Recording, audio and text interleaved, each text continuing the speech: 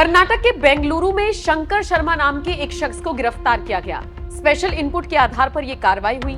जांच आगे बढ़ी तो पता चला कि शंकर का असली नाम शंकर है ही नहीं, उसका असली नाम है राशिद अली सिद्दीकी। नाम से भी ज्यादा चौंकाने वाली बात यह रही कि वो भारत का भी रहने वाला नहीं है, बल्कि पाकिस्तान का रहने वाला है और पिछले 10 साल से भारत में रह रहा है। राशिद की पत्नी और सास ससुर भी पाकिस्तानी ही हैं। हैरानी की बात तो यह भी है कि सबका नाम हिंदू है, सबकी पहचान भारतीय है। उनके पास आधार कार्ड और पासपोर्ट से लेकर कई और दस्तावेज भी मिले हैं जो कि सब उनके भारतीय होने का दावा करते हैं। ये सब देख जांच अधिकारियों के होश फाख्ता हो गए। पूछताछ आगे बढ़ी तो पता चला कि ये सभी बेंगलुरु के जिगनी में 6 साल से और भारत में पिछले 10 साल से रह रही हैं। फिर क्या?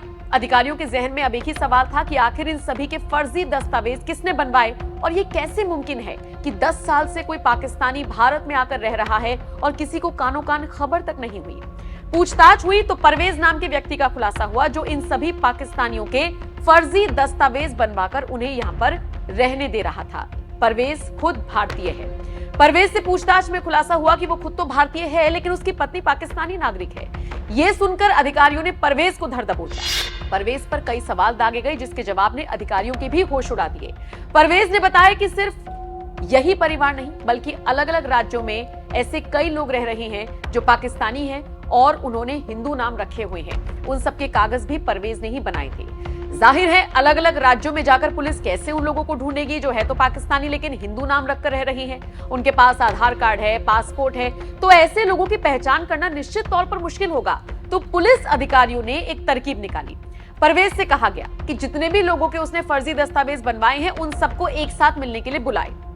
परवेज ने पुलिस अधिकारियों के दबाव में आकर सभी को फोन मिलाया और कहा कि सब एक जगह इकट्ठा हो जाएं, मीटिंग होनी है। परवेज के कहने पर सारे पाकिस्तानी नागरिक बेंगलुरु आ गए। फिर वहां से परवेज ने उन्हें एक एक कर अनजान गाड़ी में बिठाना शुरू कर दिया और इस तरह से पुलिस ने बिना भागदौड़ किए ऐसे पाकिस्तानी नागरिकों को पकड़ लिया जो अपने हिंदू नाम रखकर भारत में पिछले 10 साल से रह रही हैं। आपको जानकर ताज्जुब होगा कि इस तरह से पुलिस ने 1 नहीं, 2 नहीं, 3 नहीं बल्कि 22 पाकिस्तानी नागरिकों को गिरफ्तार किया है। खुद कर्नाटक के गृह मंत्री ने यह माना है कि न जाने कितने ही पाकिस्तानी पहचान छुपाकर इस तरह से भारत में रह रहे हैं और उनका इस तरह से रहना खुफिया एजेंसियों की निश्चित तौर पर नाकामी है, फेलियर है। सोचिए अकेले बेंगलुरु में 18 पाकिस्तानी पकड़े गए हैं, चेन्नई से 4 पकड़े गए हैं और इस तरह से 22 को तो गिरफ्तार कर लिया गया। इनमें से कुछ दूसरे राज्यों से बैठक के बहाने बुलाए गए थे जैसे कि मैंने आपको पहले भी बताया। लेकिन बाकी राज्यों में रह रहे पाकिस्तानियों का क्या? वाकई क्या सुरक्षा एजेंसियों के लिए ये घुसपैठ बड़ी चुनौती नहीं है?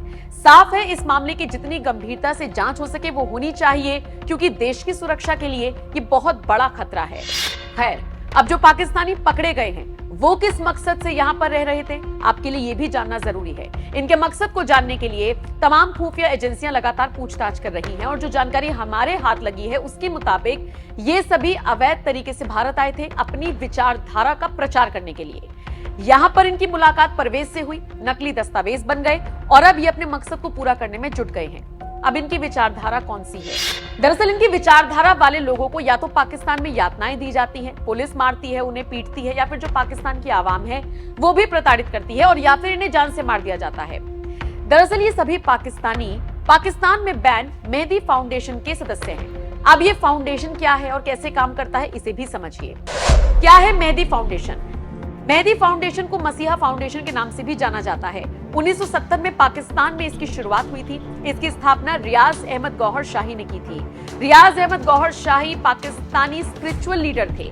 2002 में इसे औपचारिक रूप से MFI नाम दिया गया। पाकिस्तान में MFI का जमकर विरोध होता है। पाकिस्तान के इस्लामी मौलवी इसे पसंद नहीं करते। MFI सदस्यों के खिलाफ कई ईश निंदा के मामले दर्ज किए गए और कई लोगों को तो मार तक दिया गया। पाकिस्तान में MFI को गैर कानूनी मानते हैं। MFI को आतंकवाद विरोधी कानून के तहत एक गैर कानूनी संगठन घोषित किया गया था। MFI के सदस्यों के साथ जमकर होता है बुरा व्यवहार। बहरहाल ये तो सिर्फ 22 पाकिस्तानियों की बात है। भारत के अलग अलग कोनों में न जाने कितने ही ऐसे लोग रह रहे होंगे, किस विचारधारा का प्रचार कर रहे होंगे, इससे आप ये बात समझ सकते हैं।